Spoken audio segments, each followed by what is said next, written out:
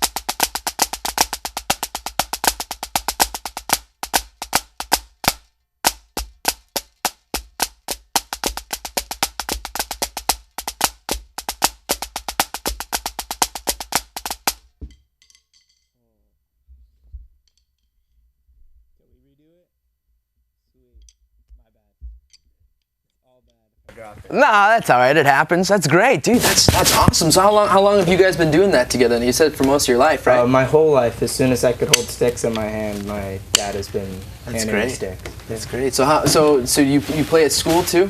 I do not. Oh no, you don't. No, I forgot to ask that question. But you said so you're in other bands too that you like help out with? Yeah, I help out with a lot of other bands from California to New York to Florida. Mainly down in LA and in Seattle also. How did you get involved with those programs? Just by being out there and known, and people want, some help, and if you're a helpful person and you want to spread it, they are always welcome. That's awesome. That's great. So, I mean, outside of, this kind of percussion stuff, are there any things that you kind of try to do in your downtime musically that kind of incorporate? Yeah, I also make a lot of hip-hop beats. I'm really involved in that.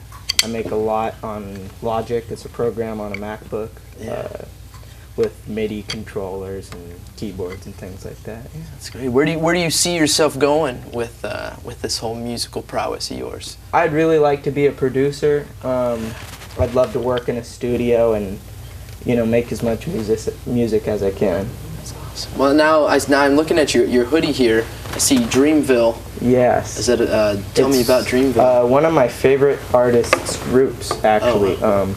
It's J. Cole, Omen, Boss, Cause and Effect. It's a bunch of rappers and musicians that are in a tightly knit group that make fantastic music.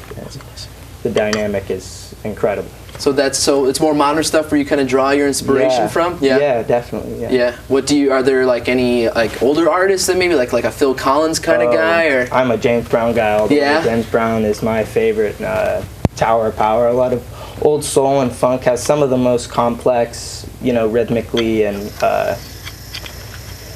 sticking wise drums. Awesome. They're very, very complex. Great. Well, man, hey, I'd love for you to play us out if you don't mind. But hey, thanks so much for being on the show today on Random Access. So Sean's going to play us out. Stay tuned for next time. Thanks.